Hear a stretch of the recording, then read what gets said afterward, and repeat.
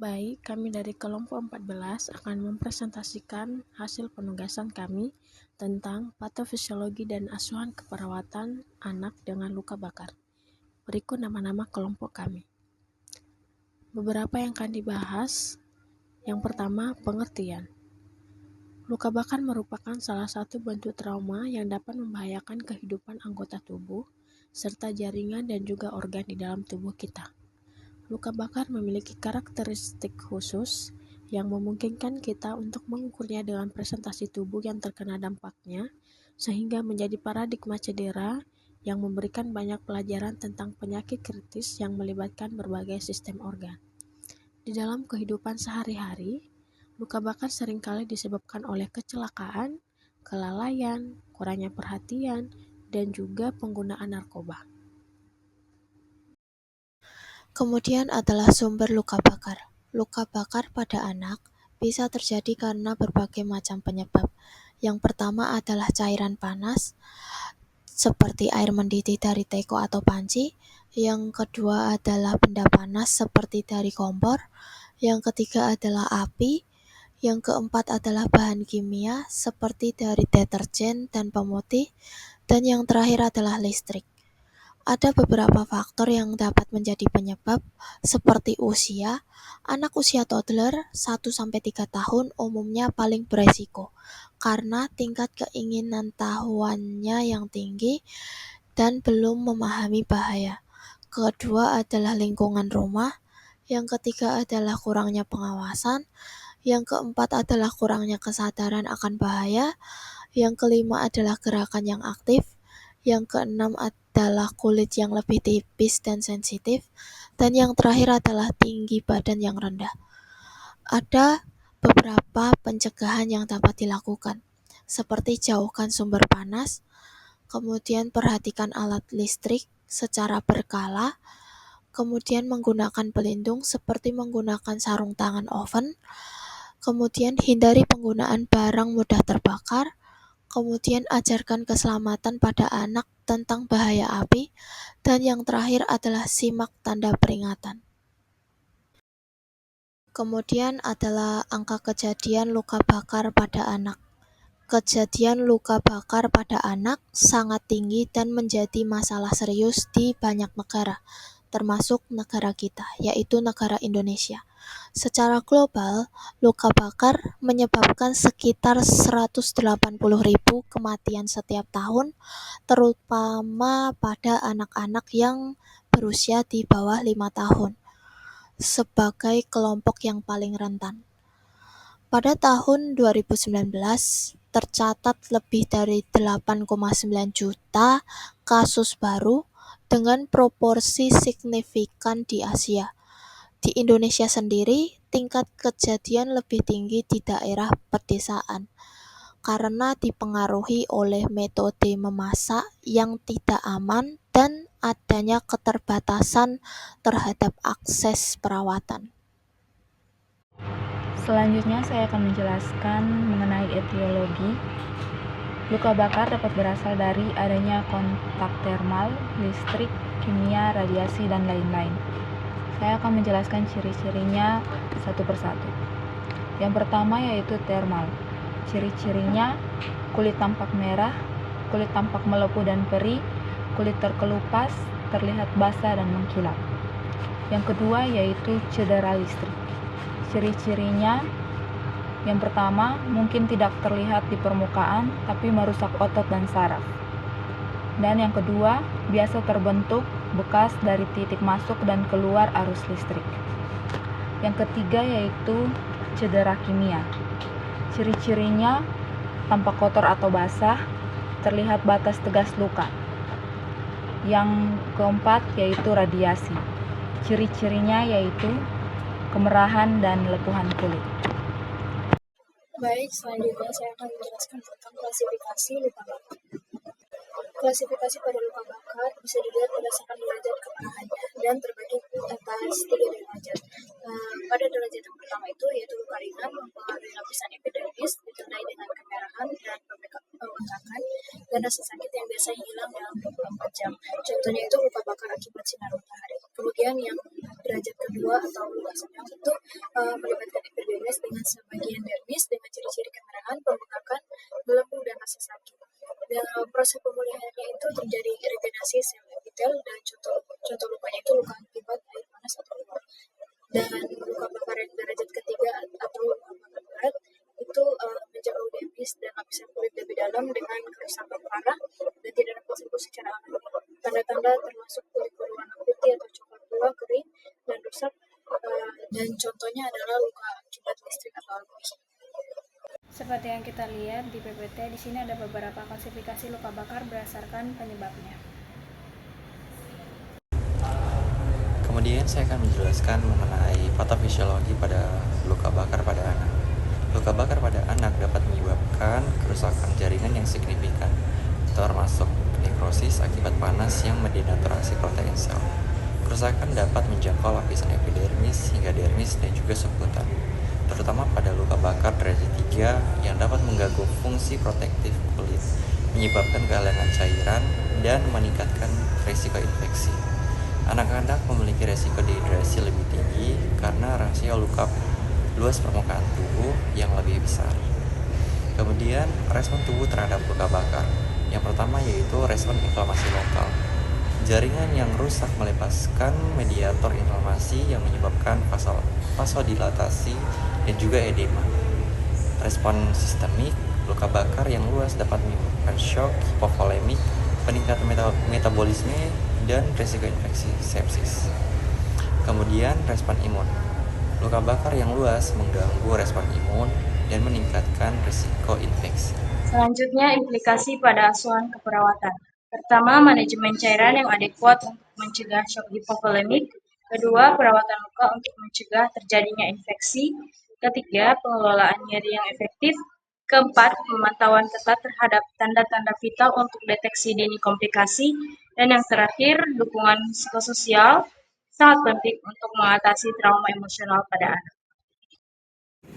Oke, next kita akan membahas tentang faktor yang memperburuk luka bakar.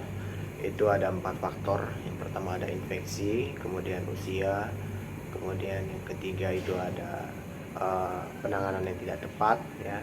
Kemudian yang terakhir itu adalah kondisi kesehatan. Nah, infeksi ini terjadi karena adanya karena melemahnya ya sistem pertahanan kulit yang diakibatkan karena hilangnya barrier pertahanan. Nah, sehingga menyebabkan bakteri itu mudah sekali untuk memperlambat proses penyembuhan. Ya. Kemudian yang kedua itu ada usia. Nah, pada usia ini anak-anak itu lebih rentan terhadap luka bakar. Yang ketiga adalah perawatan yang tidak tepat. Nah, pada perawatan ini seperti tidak membersihkan luka dengan benar. Nah, itu dapat memperburuk keadaan, sehingga proses penyembuhannya juga semakin lama. Kemudian yang terakhir itu ada kondisi kesehatan. Kondisi kesehatan ini seperti penyakit kronis, ya. Contohnya itu diabetes mellitus yang dapat menghambat proses penyembuhan daripada luka bakar. Baik, di sini saya akan menjelaskan asuhan keperawatan luka bakar pada anak. Asuhan keperawatan luka bakar pada anak harus komprehensif dan terintegrasi dengan pengkajian lanjutan untuk memastikan bahwa semua aspek perawatan telah ditangani dengan baik. Pengkajian komprehensif luka bakar pada anak bertujuan untuk mengidentifikasi semua masalah aspek yang terkait dengan kondisi luka bakar, sehingga strategi dapat dirancang dengan optimal, meningkatkan hasil perawatan, dan mengurangi risiko komplikasi. Ada beberapa komplikasi yang mungkin terjadi pada asuhan keperawatan luka bakar pada anak. Yang pertama, kehilangan cairan dan elektrolit. Yang kedua, infeksi. Yang ketiga, gangguan pernapasan. Yang keempat, hipotermia. Yang kelima, kontraktur. Dan yang keenam, pertumbuhan jaringan pada perut dapat mempengaruhi fungsi estetika mobilitas. Pada pemberian asuhan keperawatan luka bakar pada anak yang efektif, penting untuk dilakukan pengkajian komprehensif. Langkah-langkah utama pengkajian komprehensif itu yaitu yang pertama, pengkajian identitas klien, yang kedua, primary survei, yang ketiga, penilaian masalah keperawatan, yang keempat, tindakan intervensi keperawatan, dan yang kelima, evaluasi hasil intervensi. Evaluasi hasil intervensi itu yaitu evaluasi nyeri, integritas kulit, dan resiko infeksi secara terus-menerus untuk menyesuaikan intervensi keperawatan yang diberikan. Selanjutnya adalah langkah-langkah komprehensif yang harus dilakukan. Nah, yang pertama itu adalah kita mengkaji identitas pasien. Nah, setelah itu kita akan mengkaji cara napas dan pernapasan dari pasien. Setelah itu baru kita melakukan penilaian masalah keperawatan. Nah, ini terdiri dari 3, ada nyeri. Nah, nyeri ini berhubungan dengan adanya saraf terbuka akibat luka bakar dengan skala 4, nyeri yang terus-menerus dan menetap. Kemudian ada integritas kulit. Nah, trauma panas ditandai dengan adanya kulit terkelupas dan warna kulit kemerahan. Kemudian ada resiko infeksi. Nah, resiko infeksi ini berhubungan dengan luka bakar yang terkontaminasi. Nah, tindakan intervensi keperawatan yang dilakukan itu yang pertama adalah basuh area yang terbakar menggunakan air bukan dengan menggunakan es. Kemudian tutup luka bakar menggunakan kain bersih untuk mencegah hipotermi. Kemudian berikan cairan intravena. Di sini berfungsi untuk mempertahankan volume sirkulasi dan menghadapi inflamasi sistemik. Kemudian berikan oksigen 100% untuk meningkatkan perfusi sistemik. Setelah itu intubasi endotrachea. Nah, ini hanya jika diperlukan saja. Yang terakhir itu adalah penata laksana agent topikal. Gunakan agent topikal yang mengandung silver sulfadiazin untuk mereduksi infeksi dan penyembuhan kulit. Nah, di akhir kita akan melakukan evaluasi. Nah, yang harus kita evaluasi adalah nyeri, integritas kulit, dan risiko infeksi secara terus-menerus. Luka bakar pada anak. Penyebab luka bakar pada anak, kami mengangkat 3, yaitu usia, lingkungan rumah, dan juga kurangnya pengawasan, di mana usia memiliki gerakan yang aktif dan juga rasa ingin tahu yang tinggi, dan ditambah mereka belum tahu bagaimana itu konsep bahaya. Lalu lingkungan rumah, adanya benda panas yang mudah dijangkau, sehingga mereka dapat memegang benda panas, cairan panas, ataupun listrik. Lalu kurangnya pengawasan ketika anak bermain itu dapat menyebabkan juga anak dapat memegang benda yang panas, aliran listrik, bahan kimia, dan sebagainya, sehingga ketiganya itu menyebabkan luka bakar pada anak. Luka bakar sendiri merupakan cedera pada jaringan yang disebabkan oleh panas, bahan kimia, gesekan, atau radiasi. Ini menyebabkan gejalanya yaitu kehilangan cairan. Dari kehilangan cairan itu akan terjadi dehidrasi berat dan terjadilah gangguan keseimbangan cairan dan elektrolit. Masalah keperawatannya itu resiko ketidakseimbangan cairan, dan diagnosa keperawatannya resiko ketidakseimbangan cairan dibuktikan dengan luka bakar. Tujuan setelah dilakukan asuhan keperawatannya diharapkan keseimbangan cairan dapat meningkat. Lalu intervensi yang dapat diberikan itu manajemen cairan. Untuk lebih lengkapnya dapat dilihat dari PPT berikut. Selanjutnya, luka bakar dapat menyebabkan protein pada kulit mengalami denaturasi atau perubahan struktur, sehingga mengalami kerusakan jaringan pada kulit dan terjadi pelebaran pada area luka, kemerahan, dan pembengkakan. Masalah keperawatan yang terjadi adalah gangguan integritas kulit.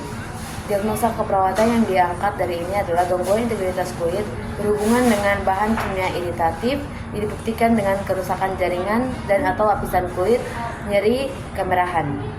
Tujuan setelah dilakukan asuhan keperawatan selama 5 jam, diharapkan integritas kulit dan jaringan meningkat dengan kriteria hasil kerusakan jaringan menurun, kerusakan lapisan kulit menurun, nyeri menurun, dan kemerahan menurun. Intervensi yang diangkat dari diagnosa keperawatan gangguan integritas kulit adalah perawatan luka.